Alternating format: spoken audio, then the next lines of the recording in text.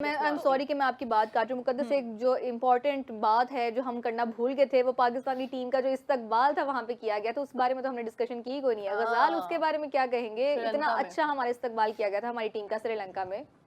काफी अच्छा इस्तकबाल किया गया था, लेकिन I am not gonna lie, I haven't really seen it. Okay, आपने नहीं देखा, मीरब आपने देखा? आपने अगर देखा तो आप जरूर बताएं हमें। नहीं, बड़ा अच्छा उन्होंने यार उनको वेलकम किया। वहाँ के प्लेयर्स मौजूद थे, श्रीलंकन प्लेयर्स वहाँ पे थे जिन्होंने उनको रिसीव किया था, हमारी टीम को उन्होंने वेलकम किया है। देखिए वेलकम तो मुझे याद है कि इंडिया में भी बहुत अच्छा हुआ था, पाकिस्तान का 23 में बड़े अच्छे तरीके से उन्होंने उनको वेलकम किया था।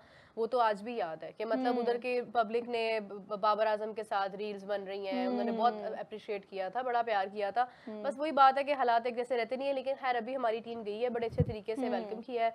और इसके अलावा आपने देखा होगा कि वहाँ पे प्लेयर्स वहाँ थे, हाँ, और फिर आप देखें कि वो सेपरेटली चीजें रिकॉर्ड भी की जा रही हैं हर टीम की। तो आईसीसी तो अपने टूर्नामेंट को तो अच्छा देखिए, कितने अफसोस की बात है कि ये एक जो इवेंट होता है ना, वर्ल्ड कप जैसे इवेंट्स जो होते हैं, ये इतने एक्साइटिंग होते हैं कि आपको लगता है कि जैसे कोई त्योहार है, लाइक बिल्कुल ऐसा ही है। अब उस ओकेजन में भी अगर आप ये सब चीजें ले आए ना, तो अब हम लोग तो तंग आ गए ऑलमोस्ट इन चीजों से, ऑनेस्टली स्पीकिंग।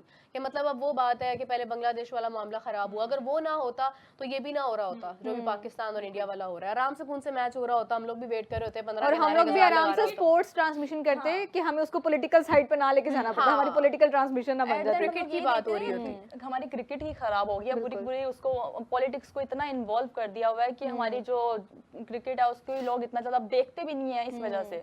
बिल्कुल ऐसे ही है। अच्छा, बात इसमें ये भी है कि ये सिर्फ और सिर्फ आपके आपस के ताल्लुकात नहीं, आप एक जनरेशन को भी खराब कर रहे हैं। अब बहुत हमारी जो नेक्स्ट जनरेशन है ना, उसके दिमाग में अब ये है यार इसमें बहुत ज्यादा पॉलिटिक्स है, अब मैं इसको देखना ही नहीं चाहता।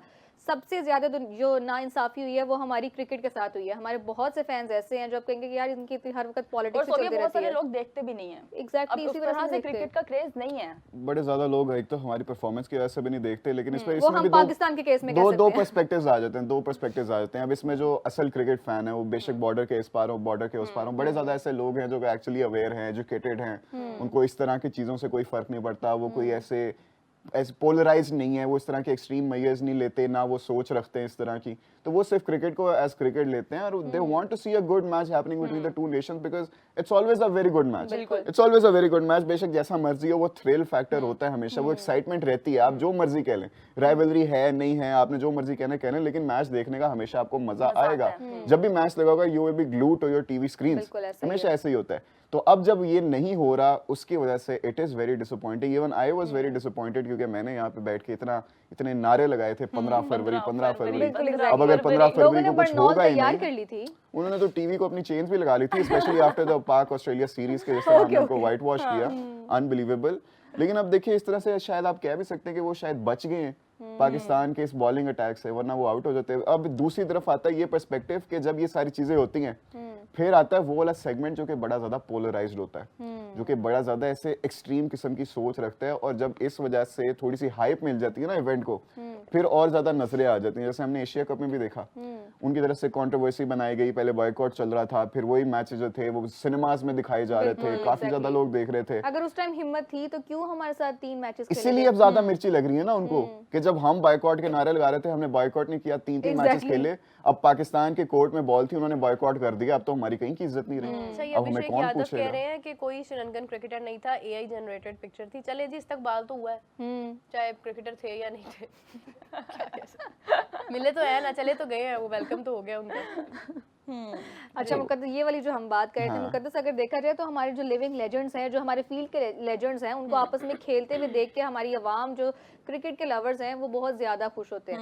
ये वाली तो हमारी बातचीत हो गई है, इंडिया वाला इशू तो हम डिस्कस करते ही रहेंगे और आगे भी चलता रहेगा। हम देखते हैं कि पीएसएल के ऊपर कोई अपडेट्स हैं हमारे पास? पीएसएल के ऊपर बड़ी ज्यादा अपडेट्स हैं। हमने कल सारी की सारी रात को बैठकर रिटेंशंस बताई थी, एक दफा मैं फिर से वो बता दूंगा। लेकिन इसमें एक बड़ी खबर ये है कि जहां बाकी सारी टीम्स ने रिटेन किया खिलाड़ियों को, वहीं पे मुल्तान सुल्तान ने किसी एक खिलाड़ी को भी रिटेन नहीं किया। अच्छा। मुल्तान सुल्तान टोटली एक नई टीम बनाएगी। किसी भी खिलाड़ी को, ना Mohammad Rizwan, one of the most successful captains in the history of PSL, उनको रिटेन नहीं किया, किसी और को रिटेन नहीं किया। वो अपने फुल पर्स के साथ जाएंगे ऑक्शन में और शुरू से फ्रॉम द स्क्रैच अपनी टीम को नई बनाएंगे। पेशावर ज़ल्मी ने बाबर आजम को रिटेन किया। They release Saim Ayub.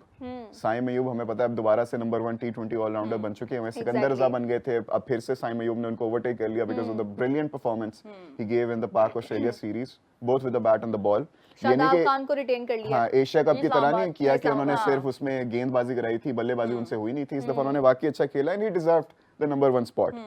Shady उधर से, और पेशावर ज़ल्मी ने मोहम्मद हारिस को भी रिलीज कर दिया।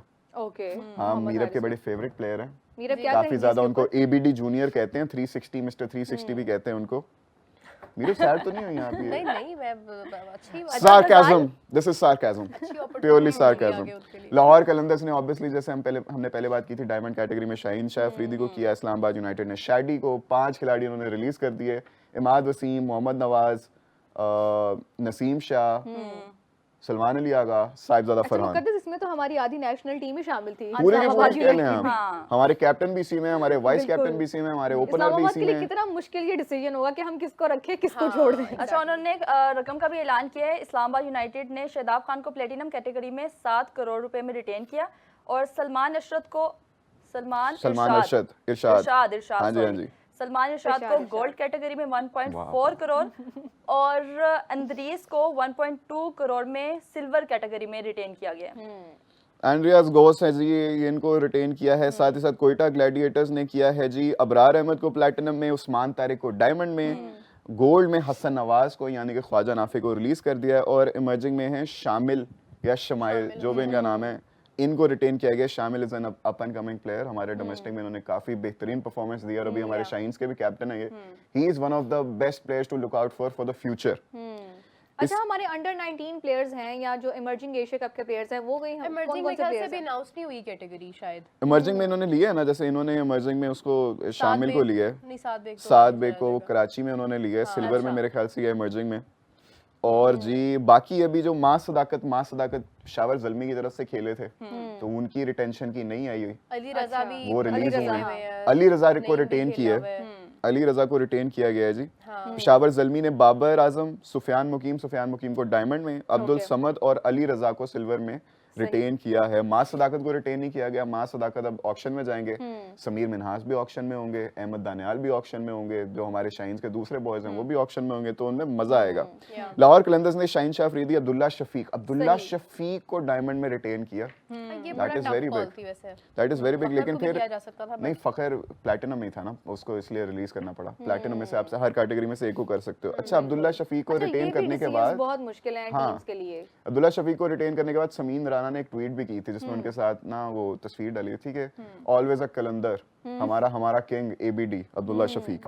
साथ सिकंदर रजा गोल्ड कैटेगरी में इनको रिटेन किया है, जो कि आज भी मुझे समझ नहीं आती कि गोल्ड कैटेगरी में सिकंदर रजा जैसा खिलाड़ी कैसे है। वजह? इनको तो प्लैटिनम में होना चाहिए, लेकिन फिर आ जाता है जरा वो ना, अपने भी तो प्लेयर्स को फिर नहीं, इसमें मैं आपको बताता हूँ। अब ये देखें, इसके पीछे भी बड़ी स्मार्ट मूव है। अगर फैफ डू प्लेसी अभी पता नहीं आए ना आए, अभी इस पे उस पे भी आते हैं फैफ डू प्लेसी पे। सिकंदर रजा अगर प्लैटिनम में होते तो मतलब इनको रिलीज करना पड़ता, क्योंकि आप प्लैटिनम में से एक ही रख सकते हो। डायमंड में होते फिर भी किसी एक को रिलीज करना पड़ता।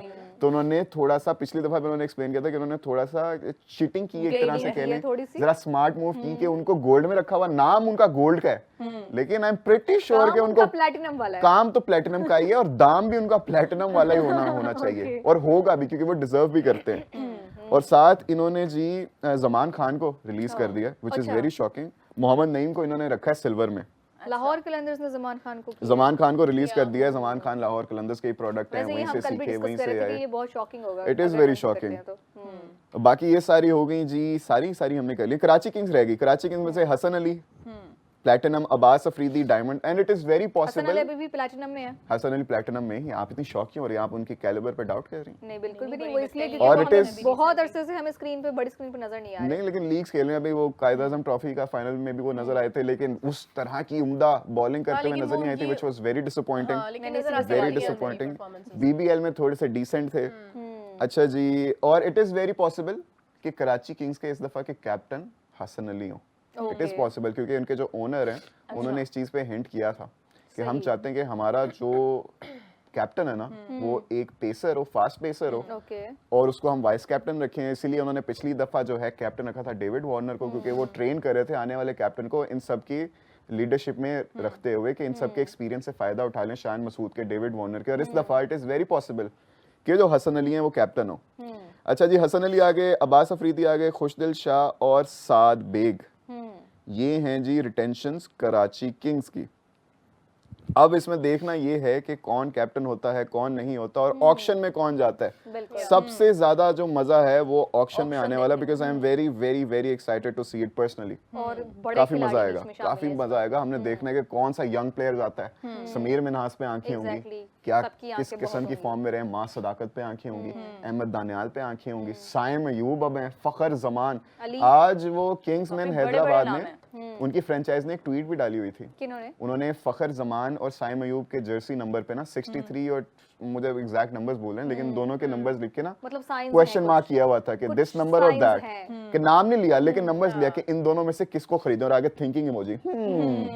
तो मतलब इंटरेस्ट शो करेंगी टीम्स, ऑब्वियसली इंटरेस्ट शो करेंगी और करना भी चाहिए। फखर जमान क्या खिलाड़ी हैं, साइम अयूब क्या खिलाड़ी हैं, अब मजा आएगा। साइम अयूब फुल अपनी और form में हारिस भी है। रऊफ क्या खिलाड़ी हैं। भाई आजम खान कहाँ पे हारिस गया ये रऊफ बताओ। क्या खिलाड़ी है। Gym gym